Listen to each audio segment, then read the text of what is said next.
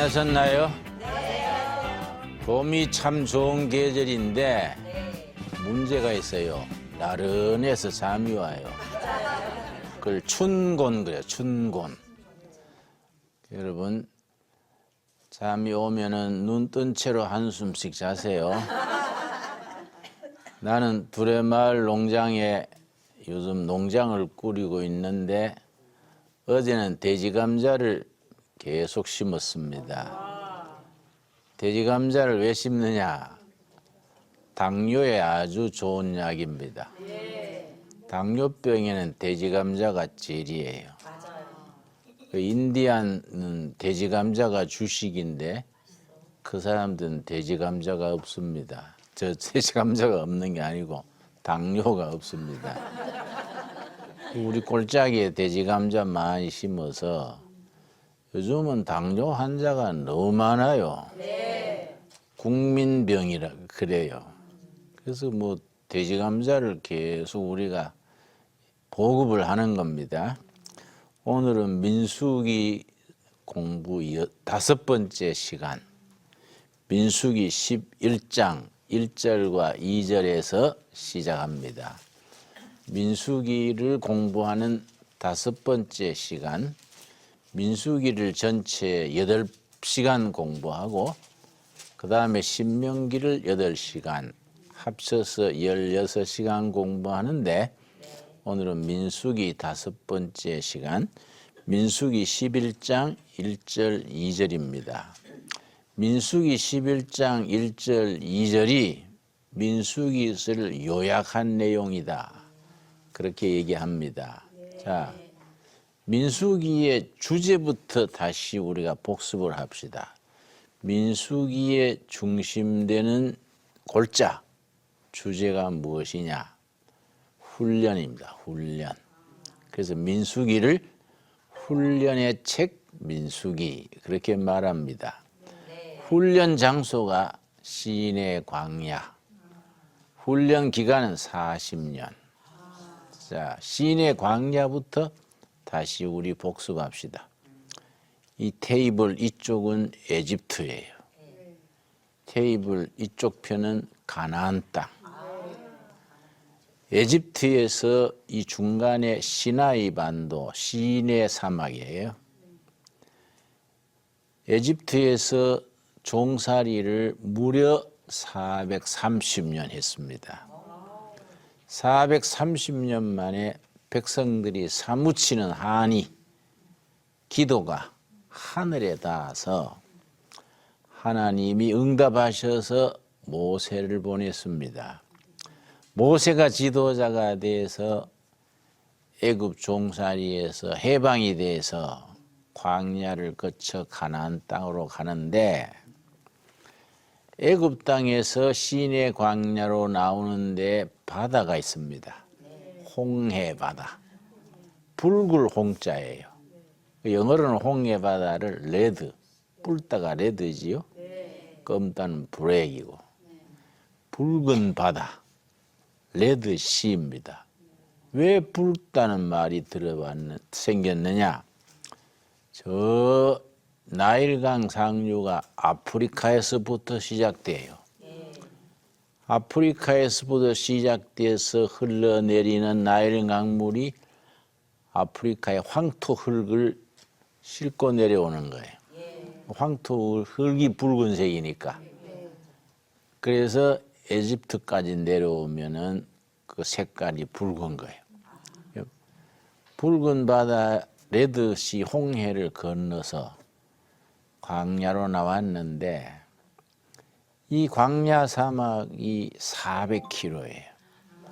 400km를 걸어가지고 이제 가나안 땅 들어가는 그 입구에 강이 있습니다.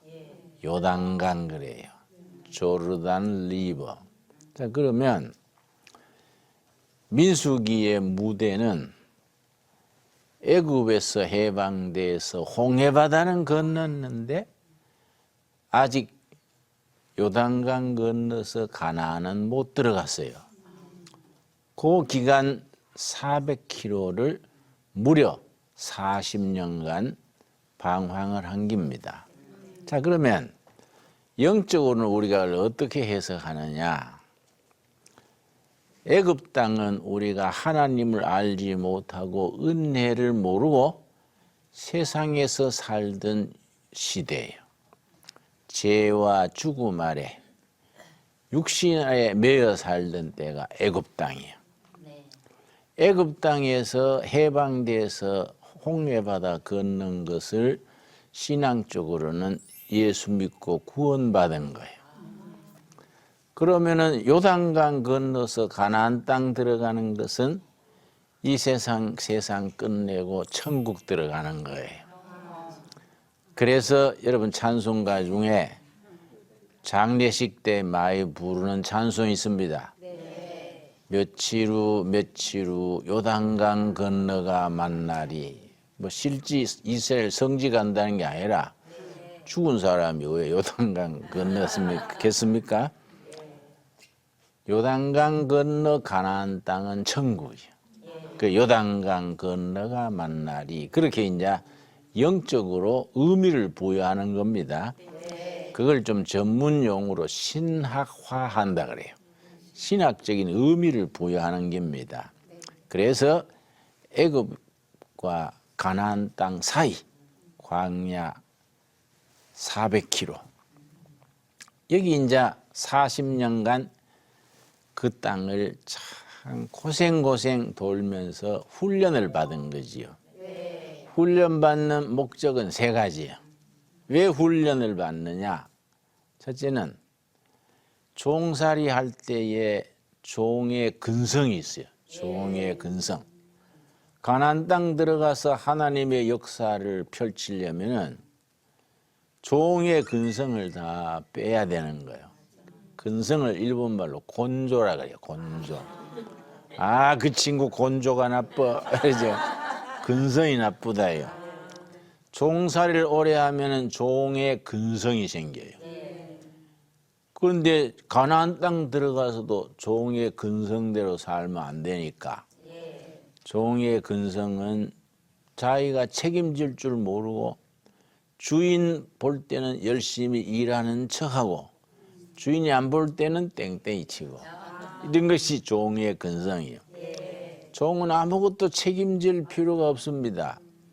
그저 하라는 일 하고 주는 거 먹고 그럼 살면 되니까 그게 종의 근성이에요. 나는 30살에 빈민촌에 들어가서 빈민촌 선교를 오래 했는데 빈민촌 사는 사람들은 빈민촌 근성이 생겨요.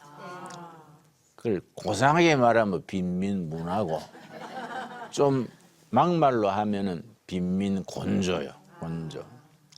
이 사람의 특징이 뭐냐? 하루 벌면은 그날 다 먹어버려. 응?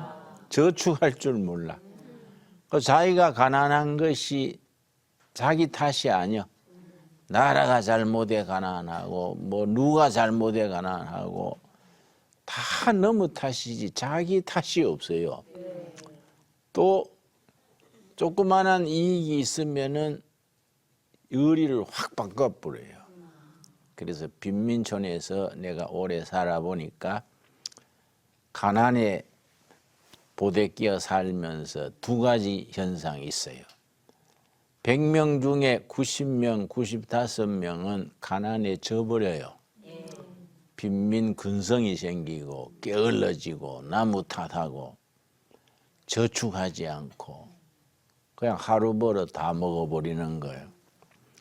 한 분은 내가 빈민촌에 우리 교회 여집사님이 갑자기 무슨 돈이 생겼는가 소고기를 한 20건 사가지고 뭐 뽑고 찢고 뭐 빈민촌은 집이 딱딱 붙어 있거든요. 그걸 구우니까 온 동네 냄새 나는 거예요. 동네 사람들이 화가 나가 언님이 소고기 안 먹어본 놈 있나? 와 이런 냄새 피워놨노? 그런데 소고기 구워서 나한테 한 접시 가져왔어요. 전도사님 고기 한 접시 드시라요. 그래 내가 이거 웬일이요? 하고 나도 모처럼 수제비만 먹다가 모처럼 목에 기름칠 했지요. 근데 그 집사님이 3일 뒤에 사택에 쌀 꾸러 왔어요. 사모님, 쌀 있으면 한 대접만 구워주세요. 근데 지나가다 듣고, 아니, 쌀자루를 누가 들고 가세요? 3일 전에 불고기 파티하던 사람이 왜 쌀 꾸러 왔어요? 그랬더니, 아이고, 그때는 모처럼 돈 생겼길래 죽게 하면 살기로 먹어버렸지요, 뭐. 그 이 빈민 근성이요. 3일 뒤에 쌀 안 놔두고 먹어버리는 거예요. 그걸 곤조라 그래요. 내가 북한에 여러 번 갔었는데 북한 사람들은 그래 담배를 많이 피워요. 그래도 미국 담배를 좋아해요. 카멜카는 낙타, 카멜이라는 미국 담배, 양담배를 좋아해요. 그래서 웬만하면 카멜 담배 몇 갑이면 다 통과됩니다. 하도 옆에서 피워 사서 맨날 미제국주의 욕하면서 미국 담배를 왜 그래 좋아하세요? 그랬더니 미제국주의 거는 다 태워 없애버려야 됩니다. 그래서 내가 웃었어. 태워 없애버려야 된다고 그걸 자꾸 피우는 거예요. 그런 빈민 문화, 광야 40년간 다 이걸 빨래 세탁하듯이 빼는 거예요. 둘째는 하나님이 맡긴 사명이 나라에도 국민에도 교회도 개인에도 있는 거예요.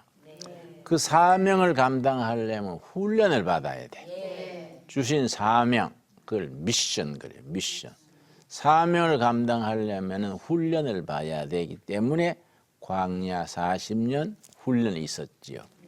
세 번째는 가나안 땅 들어가서 하나님의 역사를 하나님의 땅으로 젖과 꿀이 흐르는 땅으로 가꾸어 나가는 데는 옛날 에집트식으로 하면 안 되니까 40년 훈련 받아서 가나안 땅에 들어가는 겁니다. 우리나라를 생각해 보면 이해가 가요. 1945년에 일본에 해방이 됐는데 일본 지배받을 때는 거기 식민지 근성이 생기잖아요. 이걸 다 지금까지 막바로 민주주의로 들어갔으면 좋을 텐데 6.25 나고 뭐 5.16, 4.19 뭐 뒤죽박죽 거쳐서 나라가 점점 좋아지는 거지요. 그 지금까지 우리 민족이 우리 국민이 훈련받았다. 광야 40년을 보냈다. 그래 생각하면 되지요. 그래서 사도행전 7장에 스데반 집사가 전도 설교하면서 뭐라 그랬냐면은 우리 조상들이 광야 교회에 있었을 때에 광야 40년을 교회라 그랬어요. 광야 교회. 내가 섬기는 교회는 두레 교회. 서울에 무슨 영락교회, 소망교회, 교회가 있지요? 네. 민수기식으로 말하면 사도행전 7장식으로 말하면은 다 사도시 광야교회예요. 광야교회. 여러분이 다니는 교회도 다 광야교회예요. 광야교회에 우리가 영적 훈련을 받는 겁니다. 아까 말씀드렸듯이 훈련받는 이유는 크게 두 가지요. 하나님이 각자에게 주신 사명, 각 교회에 맡기신 사명, 미션을 감당하기 위한 훈련. 둘째는 천국 가서 하나님의 나라에서 안식과 거기에서 축복을 누리기 위한 준비 훈련이에요. 그렇게 이해하고 민수기를 읽으면은 훨씬 이해가 빨라집니다. 근데 민수기서의 그 훈련의 주제가 11장 1절과 2절입니다. 겉보기는 간단한데 그 속에 깊은 의미를 담고 있습니다. 자, 11장 1절. 여호와께서 들으시기에 백성이 악한 말로 원망하매 거기에 줄을 칩시다. 원망하매 첫 번째입니다. 홍해바다를 건널 때 육지같이 건너고 배고플 때 만나 주시고 목마를 때 반석에 물 주시고 하나님이 그렇게 챙겨주었는데 조금 힘들고 하니까 원망하는 거야. 하나님을 원망하고 지도자 모세를 원망하고, 첫째가 하나님을 원망하는 백성들, 받은 은혜를 잊어버리고 원망하는 백성, 첫째예요. 그러니까 하나님께서 노하신 거예요. 그 다음 뭐라 그랬습니까? 여호와께서 들으시고 진노하사 여호와의 불을 그들 중에 붙여서 진영 끝을 사르게 하시매. 받은 은혜 잊어버리고 원망을 하니까 하나님이 노하셨어요. 노하셔서 채찍으로 치시는 거예요. 어떨 때는 블레셋 채찍, 어떨 때는 미디안 채찍, 어떨 때는 바벨론 채찍. 이번에는 무슨 채찍으로 치시느냐? 불이 난 거예요. 근데 그 사람들이 사는 잠자리가 천막인데 풀로 만든 천막이에요. 초막이 초막. 광야 40년에 뭐 천막 제대로 있습니까? 오동나무 잎 같은, 도토리 나무 잎 같은 활엽수, 잎이 넓은 나무 잎을 따서 나무 껍질을 가지고 실을 만들어서 그걸 천막, 햇빛을 가리우는 거, 그걸 초막이라 그래요. 뭐 햇빛에 말라가지고 얼마나 잘 탑니까? 또 사막에 모래바람이 한번 불면요, 사람도 휙 날아갈 정도요. 그 뭐 불로 하나님이 불채찍으로 치신 거예요. 그러니까 백성들이 아이고 우리가 잘못했구나 회개하고 부르짖는 겁니다. 2절이죠. 2절. 백성이 모세에게 부르짖음으로. 자, 첫 번째는 원망하지요? 하나님이 진노의 채찍으로 치시지요? 백성들이 아이고 하나님 잘못했습니다. 회개하고 부르짖는 거예요. 하나님께서 벌 주려고 주시는 게 아니라 훈련시키는 거예요. 깨닫게 하고 회개하게 하려고 채찍으로 쳤으니까 백성들이 부르짖고 회개하니까 채찍을 거두시는 겁니다. 그래서 네 번째, 모세가 여호와께 기도하니 불이 꺼졌더라. 백성들이 회개하고 부르짖으니까 채찍을 거두시고 불이 다 지나가게 하시고, 그러니까 백성들이 감사합니다 그랬는데 또 조금 지내서 살만하니까 또 원망하는 거예요. 원망하면 하나님이 뭐 하실 차례입니까? 진노하사 채찍으로 치시는 거예요. 채찍으로 치니까 아이고 하나님 잘못했습니다. 회개하고 부르짖는 거예요. 회개하고 부르짖으니까 하나님이 그걸 어여삐 보시고 채찍을 거두시고 축복하시는 거예요. 감사합니다 그랬다가 또 좀 지나면 뭐 할 차례입니까? 원망하는 거예요. 이게 10번 되풀이 되는 것이 민수기예요. 광야 40년 동안에 그게 같은 구조로 10번 되풀이 하는 겁니다. 자, 이게 이제 그러면서 영적으로 훈련받는 거예요. 그렇게 나가면서 영적으로 조금씩 자라서 40년 뒤에 가나안 땅에 들어가서 이제 안식과 축복을 누리는 겁니다. 자, 이 지금 그때나 지금이나 같은 얘기지요. 우리가 하나님이 우리를 채찍 치시고 어떨 때는 생각지도 않는 병이 들고 어떨 때는 사업이 망가지고 또 교회에서 열심히 했는데 욕먹고 그러면 막 처음에는 초신자 때는 막 눈물이 나고 교회를 옮겨야 될까 어쩔까 목사 찾아와서 우는 분들도 있어요. 목사님 내가 이렇게 열심히 했는데 내가 월급을 받습니까? 왜 이렇게 욕만 먹습니까? 그래서 내가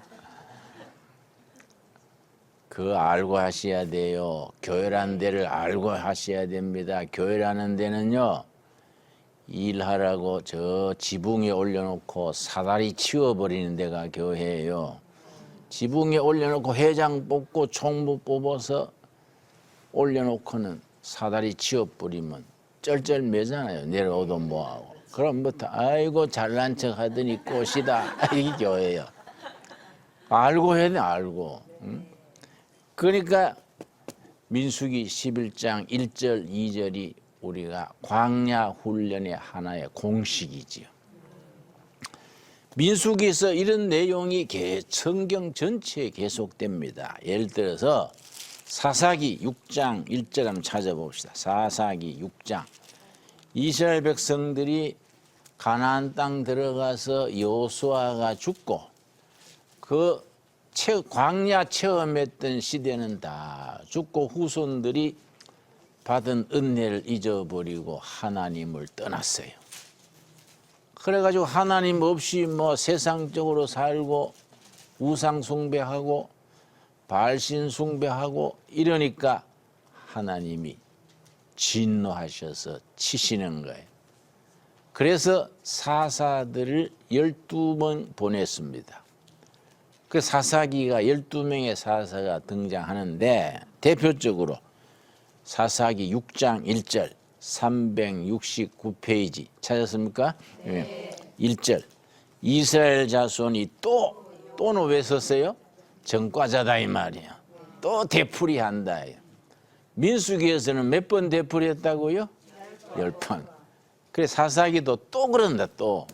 또 여호와의 목전에 악을 행하였으므로 조상 때부터 받은 은혜는 다 잊어버리고 하나님이 축복해서 그나마 사는 긴데 그때나 지금이나 사람들이 의리가 없지요.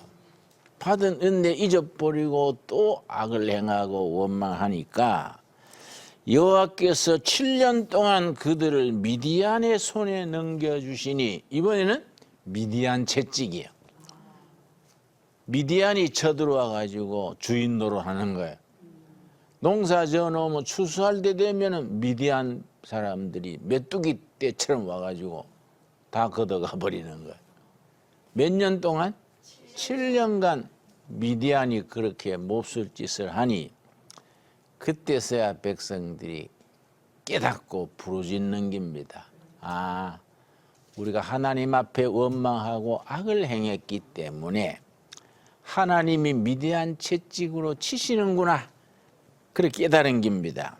그래서 6장 6절 이스라엘이 미디안으로 말미암아 궁핍함이 심한지라 이에 이스라엘 자손이 여호와께 뭡니까? 부르짖었더라. 회개하고 부르짖는 겁니다. 하나님 잘못했습니다. 우리가 받은 은혜 잊어버리고 악한 짓을 하고 우상 숭배하고 세상에 짝해서 살았는 거 회개합니다. 부르짖는 거예요. 자, 그래서 7절 이스라엘 자손이 미디안으로 말미암아 여호와께 부르짖었으므로 부르짖으니까 하나님께서 회개하고 부르짖으니까 어삐 보시고 채찍을 거두시고 축복하시는데 그 부르짖는 회개의 기도의 응답이 뭐이냐? 사사를 보내는 겁니다. 사사가 사사기에 12명이 오는 거예요. 그런데 성경 전체로 봐서 12명의 사사 한 명 한 명을 작은 예수라 그래요. 그때 도와주는 분 보낸 사사들이 신약으로 말하면 예수님, 작은 예수예요. 구약 시대에는 12명의 사사를 보냈지만은 신약에 가면은 영원한 사사, 메시아 그리스도가 오시는 겁니다. 그래서 8절 말씀 여호와께서 이스라엘 자손에게 한 선지자를 보내시니 그가 그들에게 이르되 여호와께서 이같이 말씀하시기를 이스라엘의 하나님 내가 너희를 애굽에서 인도하여 내며 너희를 그 종되었던 집에서 나오게 하여. 이제 쭉 역사를 말씀하신 뒤에 보낸 사사가 누구냐? 12절, 6장 12절. 여호와의 사자가 기드온에게 나타나 이르되, 기드온 사사가 등장하는 겁니다. 기드온 기억나시지요? 12명 중에 대표적인 사사지요. 기드온이 그 미디안을 물리친 거지요. 아까 말씀드렸지요? 12명 사사가 다 작은 예수다. 신약에 가서는 우리가 영원하신 사사, 예수님이 오신 거지요. 기드온이 미디안을 다 쫓아내고 그 땅에 평화가 왔는데 뭐라고 신앙 고백을 하느냐? 24절. 사사기 6장 24절 말씀. 기드온이 여호와를 위하여 거기서 제단을 쌓고 그것을 여호와 살롬이라 하였더라. 여호와 살롬. 여호와께서 평화다. 살롬은 평화. 평화. 여호와께서 우리 기도 들으시고 회개의 부르짖음을 들으시고 사사 기드온을 보내셔서 평화를 주셨다. 그 여호와 살롬이에요. 그때나 지금이나 마찬가지지요. 나라에, 가정에, 개인의, 교회에 어려움이 닥치면은 괜히 세상적으로 허둥지둥하고 애꿎게 무슨 전화통만 붙들고 그러지 말고 하나님께 회개에 부르짖어야지. 무릎을 꿇고 하나님, 우리 가정이 불순종해서 하나님이 이렇게 꾸지람하신 줄로 믿고 회개합니다. 부르짖으면 하나님이 들으시고 채찍을 거두시는 거예요. 그래서 여호와 살롬, 평화가 임하는 겁니다. 그 같은 얘기가 사사기에는 12번 되풀이 되는 거예요. 그 12명 사사가 등장하는 거지요. 민수기에서는 몇 번 되풀이 된다고요? 10번. 신약에 와서도 마찬가지입니다. 신약 성경 히브리서 12장 우리 보겠습니다. 히브리서 12장. 같은 흐름이지요. 같은 얘기지요. 근데 표현이 시대가 다르고 표현이 달라도 하나님이 역사하시는 섭리는 같은 거예요. 히브리서 12장. 우리 천천히 찾읍시다. 성경은 천천히 찾아야지 빨리 찾으려고 서두르면 잘못하면 책장 찢어지고 오히려 더 잘 안 찾깁니다. 여러분 평소에 성경을 많이 못 읽어서 히브리서 찾는데 창세기부터 내려가니까 공부 마칠 때나 돼야 히브리서 도착하지요. 367페이지 367쪽에 히브리서 12장 5절 말씀, 5절에서 13절 사이에 민수기 12장의 그 말씀이 반복되는 거예요. 또 사사기 6장에 그 말씀이 되풀이 되는 겁니다. 영적인 원리는 같은 거예요. 그 속에 담겨있는 영적인 교훈을 잘 되새겨서 우리 신앙생활에 적용해서 열매 맺는 삶을 살아야지요. 자, 히브리서 12장 5절. 또 아들들에게 권하는 것 같이 너희에게 권면하신 말씀도 잊었도다. 일렀으되 내 아들아 주의 징계하심을 경히 여기지 말며. 징계하심, 거기에 줄을 칩시다. 징계하심을, 훈련입니다. 훈련. 하나님이 훈련하심을 영적으로, 가정적으로, 교회로 훈련시키는 것을 징계라고 번역을 했습니다. 하나님의 징계하심을 경히 가볍게 여기지 말아라. 거기에 깊은 하나님의 섭리와 사랑의 손길이 있다. 그러니까 절대 가볍게 생각하지 말아라. 그 다음에 그에게 꾸지람을 받을 때 낙심하지 말아라. 우리가 하나님 앞에서 하나님 보시기에 바르지 못할 때 하나님이 꾸지람하시는 거예요.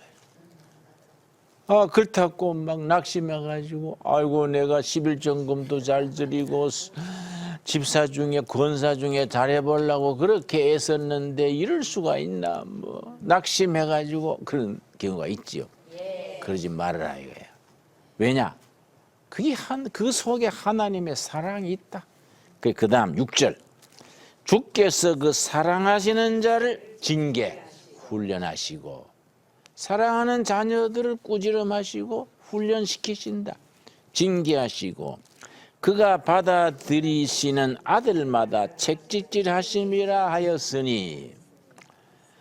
채찍질. 선생님이 학생을 사랑해서 채찍질하는 거예요. 아버지가 아들을 사랑해서 꾸지람하고 때로는 채찍질하는 거예요. 이걸 뭐 뜻을 모르고 우리 아버지는 나를 다리 밑에 주워온 아들이냐 와 이래 날 때리고 하냐 이거는 모르는 소리지. 그거는 자식을 사랑하기 때문에 하는 거이다. 7절. 너희가 참으면 하나님 아버지께서 훈련 징계하시고 꾸지람 책망하실 때에 참아야 된다. 징계를 받기 위함이라 하나님이 아들과 같이 너희를 대우하시나니 어찌 아버지가 징계하지 않는 아들이 있으리요. 친아버지가 자식을 사랑하기 때문에 징계한다. 훈련시킨다. 꾸지람한다. 8절. 징계는 다 받는 것이거늘 너희에게 없으면 사생자요 친아들이 아니니라. 아버지 없는 애들은 편하지요. 아버지 없으니까 지 멋대로 행동하는 거예요. 그래서 옛날부터 아버지 없이 자란 애들 애비 없는 자식이다. 왜냐? 아버지는 아들을 사랑하기 때문에 꾸지람하고 바로잡아주고 책망하는데 그 아들이야 뭐 멋대로지. 자기 멋대로 할 수 있지요. 그게 나중에 자기 인생을 망치는 것도 모르지요. 아버지가 아들을 사랑해서 채찍질하고 꾸지람하는 게 없으면은 아버지 없는 사생하고 그거는 아버지 없는 자식과 마찬가지다. 그래서 징계는 다 받는다. 하나님의 백성들이 하나님이 훈련하시고 책망하시고 꾸지람하신다. 그 속에 하나님의 사랑이 들어있는 것이다. 이해 갔습니까? 네. 여러분의 가정에 때로는 부부 생활에 어려움이 있고 잘 나가던 자녀가 어느 날 빗나가 버린다. 뭐 울고 물고 야단이지. 우리는 두레마을 안에 학교가 하나 있어요. 인터넷 중독된 애들, 학교에서 왕따 당한 애들, 또 학교 폭력에 시달리는 애들, 이런 애들이 우리 학교에 입학하는 거예요. 그런데 인터넷에 중독된 애들이 보면은요, 엄마 아버지 만나 보면은 참 한심해요. 저 엄마가 저러니까 애들이 그런구나. 그 자식을 사랑하는 건 좋은데 사달라면 다 사주고 하되는 다 해주고 그럼 자식이 빗나가는 거예요. 절도가. 되는 거는 되고 안 되는 건 안 되고 해야 되는데 뭐든지 다 해주고. 그러니까 얘가 세상 무서운 줄 모르고 세상 사는 게 쉽지 않잖아요. 멋대로 하다가 뭐 맨날 게임에 빠지고 이러는 거지요. 지난번에는 대학교 2학년 학생인데 그 스포츠 도박이라고 있어요. 그 핸드폰 가지고 스포츠 도박을 해서 대학생이 엄마 통장으로 6억을 날렸어. 서민 가정에 6억이 뭐 엄청난 거지요. 그 아들이 데리고 와가지고 엄마가 울어요. 목사님, 시킨 대로 할게요. 예수 믿으라면 예수 믿고 돈 내라면 돈 내고 우리 아들 좀 고쳐주세요. 우는 거예요. 참 안 됐어요. 세상 사는 것이 이게 절도 없이 멋대로 하다가는 자기도 모르는 사이에 엉뚱한 길로 빠지는 겁니다. 그래서 하나님은 우리를 사랑하시기 때문에 사람 되라고 책망하시고 채찍질하시고 훈련하신다. 9절 말씀. 9절. 히브리서 12장 9절. 또 우리 육신의 아버지가 우리를 징계하여도 공경하였거든 하물며 모든 영의 아버지께 더욱 복종하며 살려 하지 않겠느냐. 뭐 당연한 얘기지요. 육신의 아버지, 세상 아버지도 책망하고 채찍질하고 꾸지람해도 공경하고 받들었는데 하물며 두말할 건 뭐이냐. 두말할 건 영원한 아버지 하늘 아버지께서 우리를 책망하시고 꾸지람하시고 징계하시면 그 아버지를 우리가 하나님을 공경해야 되지 않겠느냐. 그러고 10절 제가 읽습니다. 그들은 잠시 자기의 뜻대로 우리를 징계하였거니와 그들은 육신의 아버지 말이죠. 육신의 부모. 육신의 아버지는 잠시 우리를 훈련하기 위해서 꾸지람하고 채찍질했지만은 오직 하나님은 우리의 유익을 위하여 그의 거룩하심에 참여하게 하시느니라. 하나님의 아버지는 우리를 천국 백성 삼으시고 우리에게 복을 주시기 위해서 훈련하시고 꾸지람하시고 시련과 아픔을 겪게 하신다. 이런 영적인 교훈을 우리가 마음에 잘 새겨야 되는 겁니다. 그래서 11절 말씀, 오늘 읽은 말씀 중에 민수기 12장 1절 2절의 말씀이나 또 사사기 6장의 기도원 이야기나 신약의 히브리서 12장 이 말씀이 다 영적으로 같은 내용이에요. 하나님의 사랑이 우리로 하여금 곁길로 나갈 때 엉뚱한 짓하고 하나님의 은혜를 잊어버리고 세상으로 나갈 때 책망하시고 훈련하시고 우리를 바른 길로 이끌어 주신다.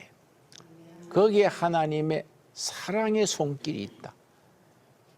세상 아버지도 우리를 바르게 하기 위해서 훈련시키고 꾸지람하시는데 하물며 두말할 건 뭐이냐. 애들 말로 하면 두말하면 숨가쁘제. 응? 두말할 거 없다. 야. 하물며 하늘 아버지께서 우리를 좋은 길로 인도하시기 위해서 훈련시키시고 채찍질하시고 책망하시고 때로는 실패하고 상처받고 아픔이 오고 나는 잘한다고 했는데 엉뚱하게 모함받고 이런 일을 겪게 하신다. 그럴 때마다 우리가 영적으로 깨달아야 되는 거지요. 아, 내가 하나님 앞에 이걸 잘못했구나. 회개해야지. 그래 회개에 부르짖고 기도하면 하나님께서 책망, 시련, 채찍을 거두시고 축복하신다. 11절. 그 앞에 10절에 뭐라 했습니까? 그런 우리를 유익하기 위해서 우리를 거룩함으로 참여하게 한다. 이걸 성화래, 성화. 거룩하게 되도록 이끄신다. 우리 구원의 3단계, 뭐 전체 하나의 구원이지만은 신학적으로 3단계가 합쳐져서 구원이야. 예수님을 믿고 마음으로 믿어 입으로 시인할 때 의롭게 되는 거예요. 의화요, 의화.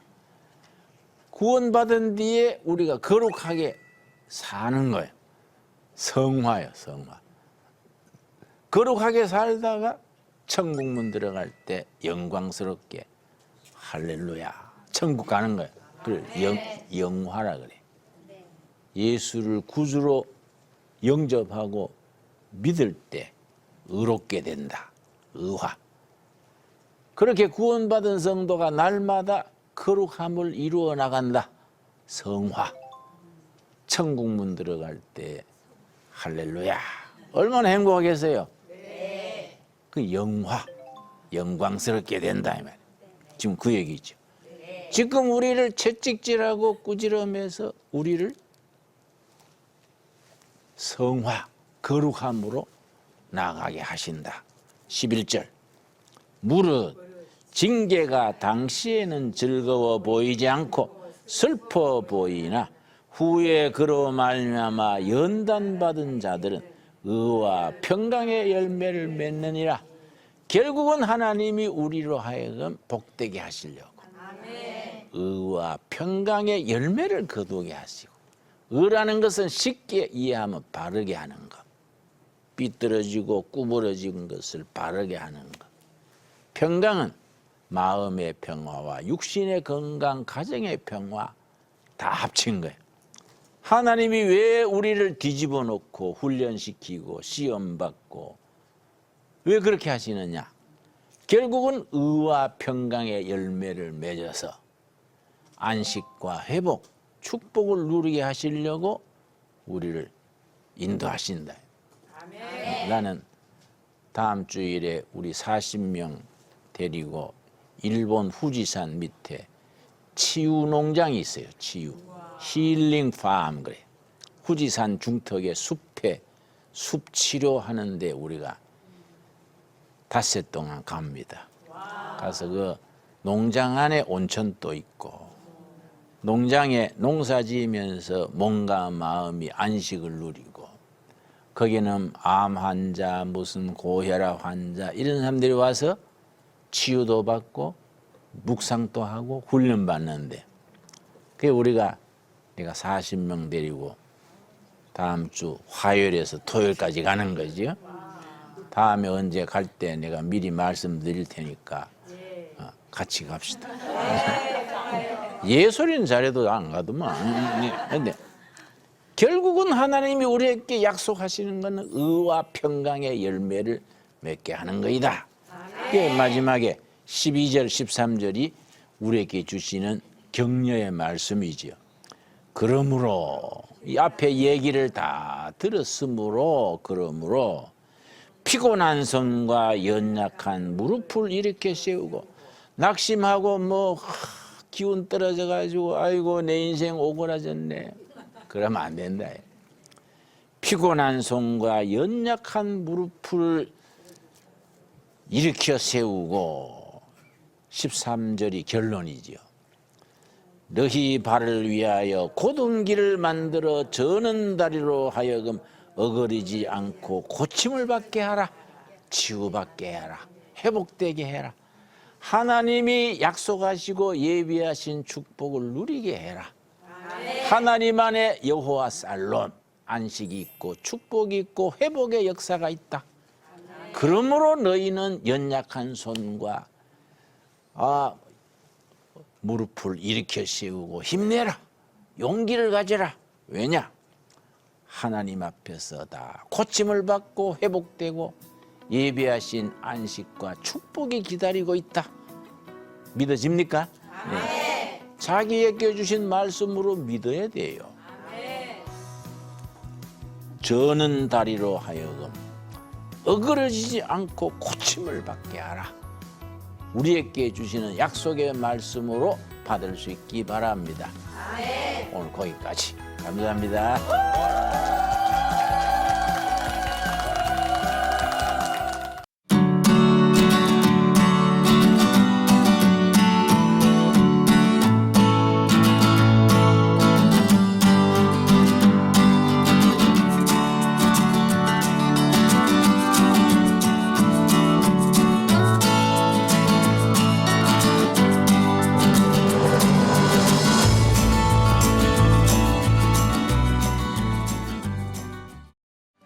이 프로그램은 CTS 방송가족의 사랑과 후원으로 제작되었습니다. 후원전화 02-6333-1003번, ARS 060-800-1111번으로 전화주세요.